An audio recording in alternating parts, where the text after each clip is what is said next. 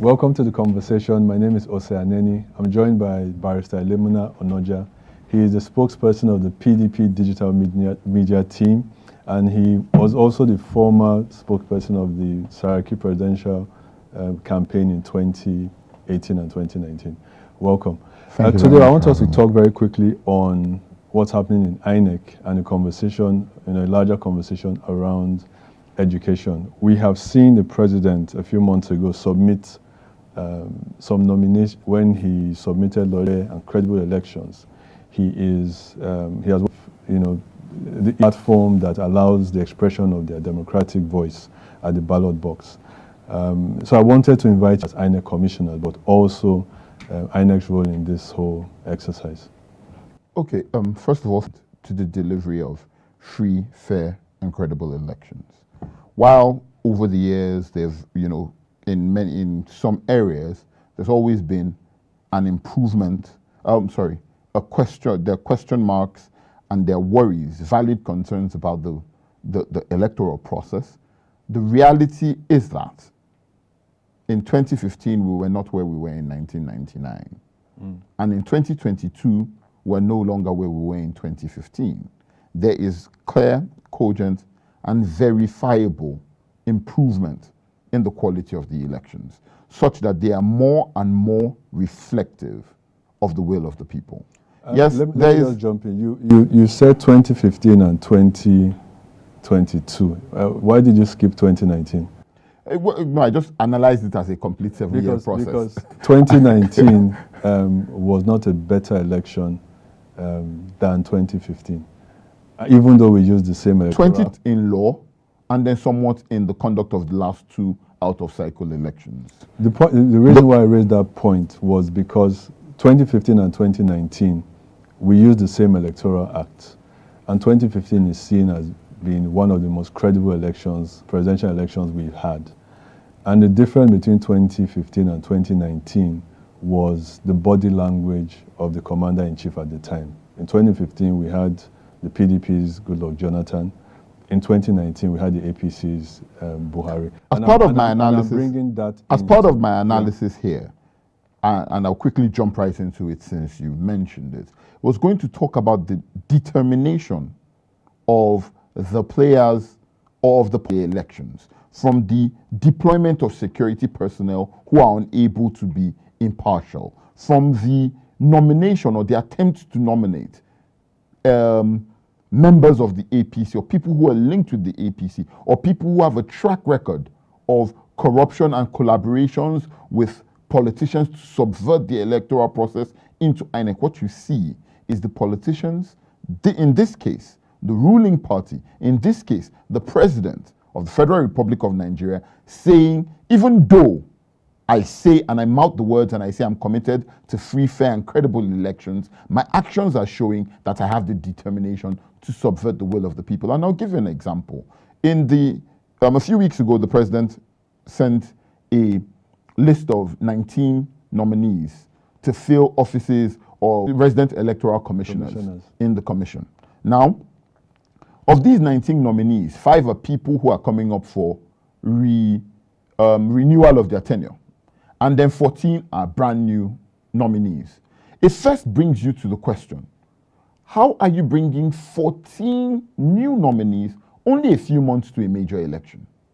Most of these people don't have a track record of delivery in election. Most of this process.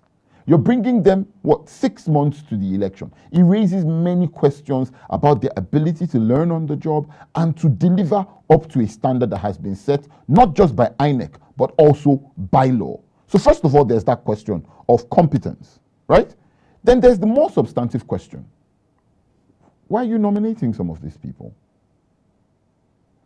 The nominee from Sokoto was a gubernatorial aspirant for the Sokoto state elections on the platform of the APC. The nominee from Enugu is the younger sister of the APC Southeast Zonal Vice Chairman. The nominee from Imo has a long record of corruption, of allegations of corruption. Let me correct myself very quickly before she will start shouting. Of allegations of corruption, I intend to leave a legacy of free, fair, and credible elections. Taking that action, and then when people raise valid concerns and say, hold on, why are you doing this? The minister, the spokesperson for the government comes out and says, no, your questions are invalid. President Buhari is not going to backtrack. What does that tell you? What that tells you is that within the APC, there's the realization that they cannot win a free, fair, and credible election, owing to the fact that they have a track record of poor performance in office over the last 8, and by the time we're doing the elections next year, the anger and the determination of the Nigerian people to express their dissatisfaction at the way they've been governed for the last 8 years. There is absolutely no way House of Assembly, at the House of Reps, at the senatorial levels will not lose on a massive level. The only way they can stop that from happening, or that they believe they can stop that from happening, is by a manipulation of the electoral process. Now, anybody who monitors elections knows that elections are center. Now, with e-transmission of results, that power to subvert the process, to subvert the will of Nigerian people, has largely been taken away from them. What the party is trying to do is to see if it can put its people onto the inside of the institution and then attempt to subvert the process from inside Inec. But the National Assembly is majority controlled by the APC. They signed the Electoral Act that's affording all these protections. Oh, but no, they did not sign the Electoral Act willingly. There was a hula baloo about the conduct of the primaries. I don't believe that they knew how far-reaching what they were signing was. I don't believe that they knew. Because if they knew, I think, and then let's not forget, there was a staunch opposition to the passage of the provision permitting e-transmission of results. It was only because the Nigerian people stood firm and PDP, actually stood very firm in opposing all the attempts to reward that section. In fact, at that point, we also have to give a little bit of commendation. No, not a little bit. A lot of commendation to the Inec chairman who stood firm. Every time the politicians, and when I say politicians, I use it advisedly, Inec cannot deliver. Inec is not ready. And Inec, as an institution, represented by its chairman, stood firm and continued saying, we're ready, we're going to. I think typically used to happen with somebody or the other winner, right? There's a new provision in the Electoral Act that says that if that is the case, within 7 days, the true result from the 2019 election, people like Orji Uzor-Kalu, whose result was declared at gunpoint, would simply not have been a senator of the Federal Republic of Nigeria. People like the former governor of Imo State, Senator Rochas Okorocha, removed the senator because he did not win the election. Whose election was declared, whose result was declared by manipulation, by kidnapping of the returning officer, would simply not have been a senator of the Federal Republic of Nigeria. But those innovations, coupled with INEC's determination, we have to say that what Nigerians have to do is to watch the attempts by the APC to subvert its processes and to pay attention and to stand fast and make sure that they're not allowed to do so. All right, thank you. We'll be taking a break right now. Join us after the break while we just round up this conversation on the electoral process and dive into education.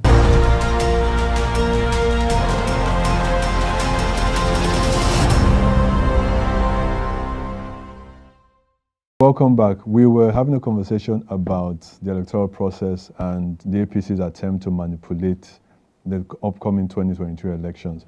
We've spoken a lot about the APC, and I want us to now turn to what the PDP has done to try to, give us, in this election cycle, more credible, free and transparent elections. I can start from every election cycle where the PDP has deliberately tried to improve the last election cycle, even from 2007, where late Yar'Adua came out to say that his election was less than perfect and he was going to commit to electoral reform.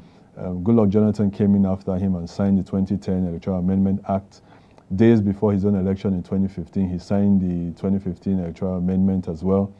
So you have seen progressively, like you said, from 1999 up to 2015, every electoral cycle has been better.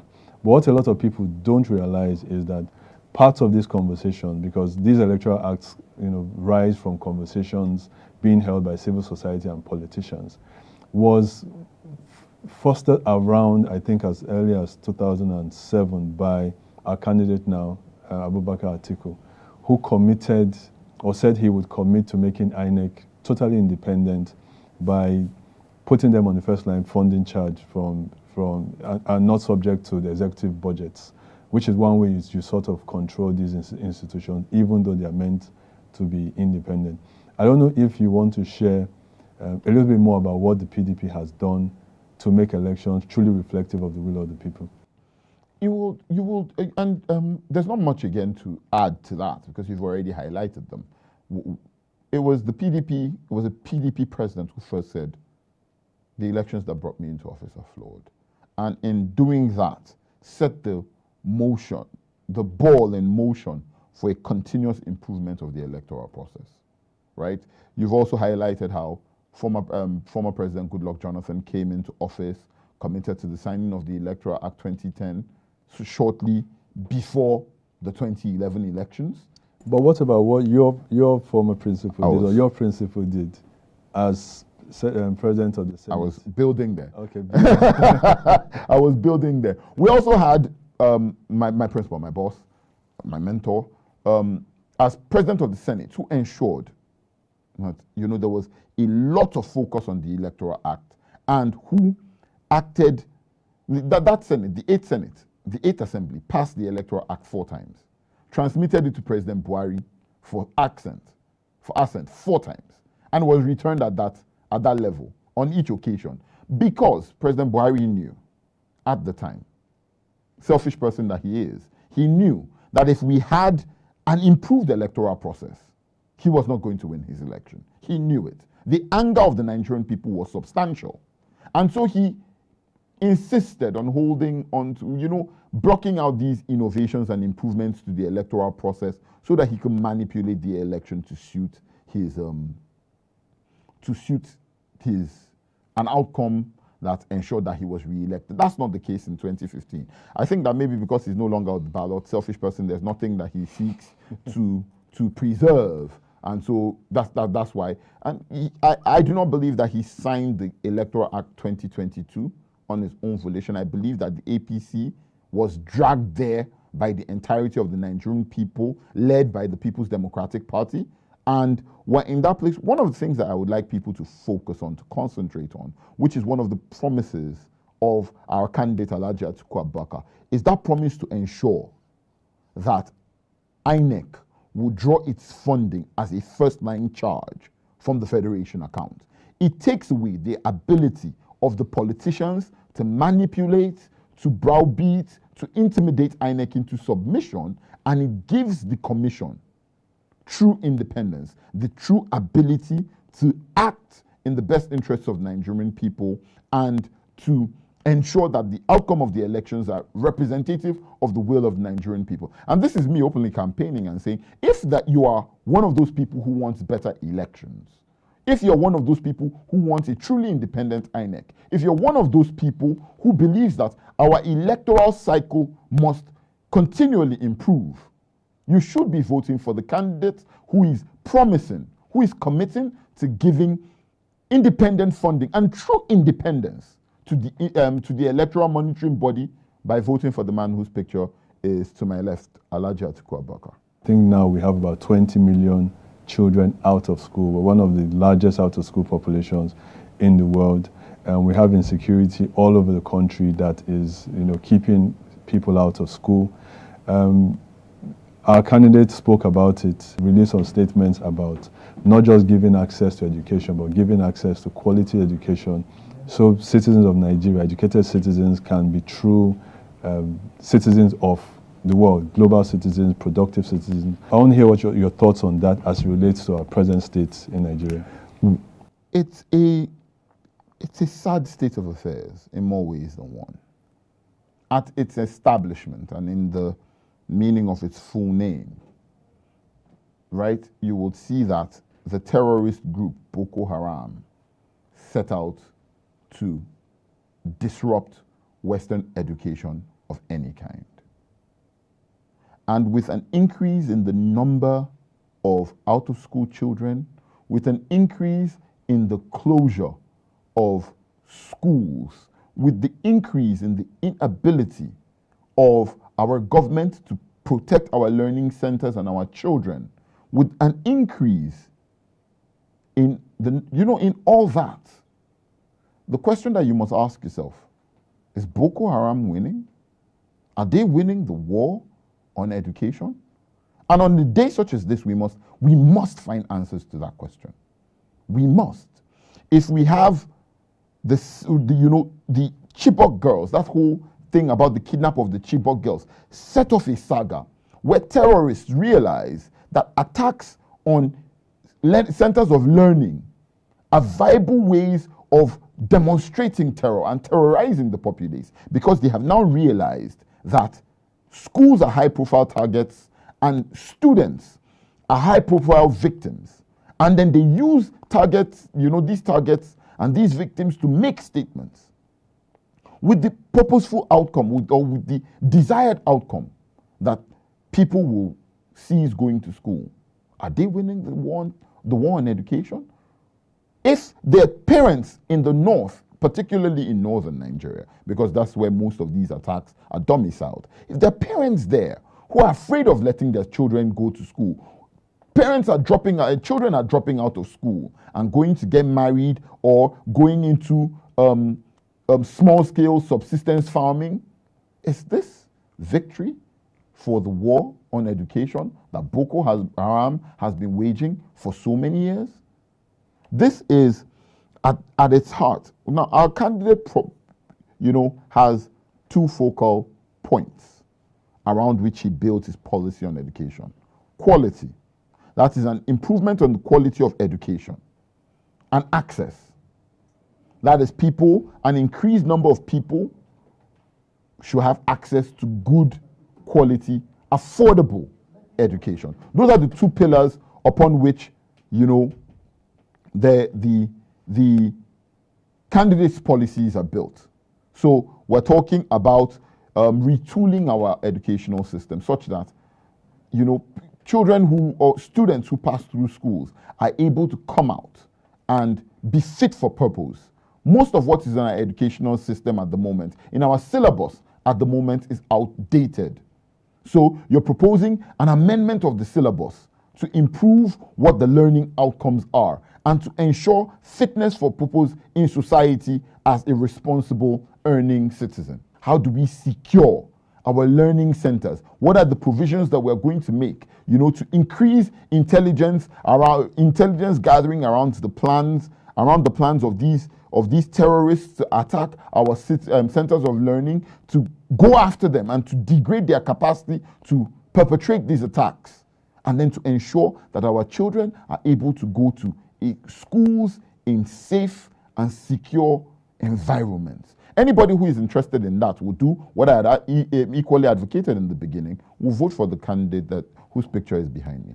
It was interesting when His Excellency Atiku released his statement about making schools safer, protecting education from attacks. He also commented on the ASU strikes. So once you can understand maybe armed attacks, for instance. But what then do you think about institutional or partisan attacks and policies that keep people at home? To my mind, isn't that, and maybe to His Excellency's mind, isn't that also an attack on education? Because it seems both outcomes end up killing dreams. It is. In a manner of speaking, it is an attack on education. In a manner of speaking, when governments fail, refuse, and/or neglect to put in place the sort of policies that ensure that our centers of learning stay open, that's an attack on education. What you see here is a display of the lack of political will to resolve a situation. That's what's on display here. It isn't enough to say that the situation exists or existed in the past under a PDP government. It's not enough to do so. What you must x-ray is at the time when it occurred in the past. What was the demonstration of desire to end the situation? What you must x-ray here is, where is that desire? Why is that desire lacking? Why are people, rather than focusing on the negotiations that must take place and making the sacrifices, cutting the costs and the corners that must take place to ensure that lecturers in universities go back to school, why instead do we see a display of grandstanding and a display of demonization of the people who have very valid claims that have led to the strike? That's what's different here. Now, I'm not saying, and anybody who says that they don't have concerns about some of the things that have gone on within ASU is nobody should say that. I mean, they're very valid concerns. But where is the place for the expression of these valid concerns? It is in the demonstration of the political will to ensure that you bring the strike to an end. Are you seeing, is there anybody in Nigeria that can validly say that from the government there is a demonstration of sufficient enough will to bring this strike to an end? I'll answer the question for you. The answer is no. We should be voting for somebody who has shown the capacity, who has shown the desire to implement policies that take away more control from the federal government, domicile them in the schools, give the schools an increased amount of autonomy so that they're also in a place where they can generate their own funds from their own activities, right? But also back that up with political will to ensure that the schools remain open, that ensure that the schools remain functional, to ensure that the schools are fit for purpose. I'll give you an example. There are federal universities of technology across this country that offer courses in law. Is that fit for purpose? A federal school, university of technology? I don't know if you see what I mean. But you also have to make sure, we see the lip service. Now, one of the biggest things that I like, and I'm going to stick on this technology topic for a while, you see how the tech sector is thriving in our country at the moment. But you question yourself and ask, where is the pipeline for the production of talent? At the moment, it is members of that sector or is young people with dreams who are either largely self-taught or who are trained from people who were self-taught or people who trained outside of the country. Our pipeline for the production of people in the tech sector isn't influenced by government. It's completely private sector driven. If the government is serious about, if any government is going to be serious about its delivery, what you should be doing is guaranteeing that pipeline, retooling the universities, improving the curriculum, right?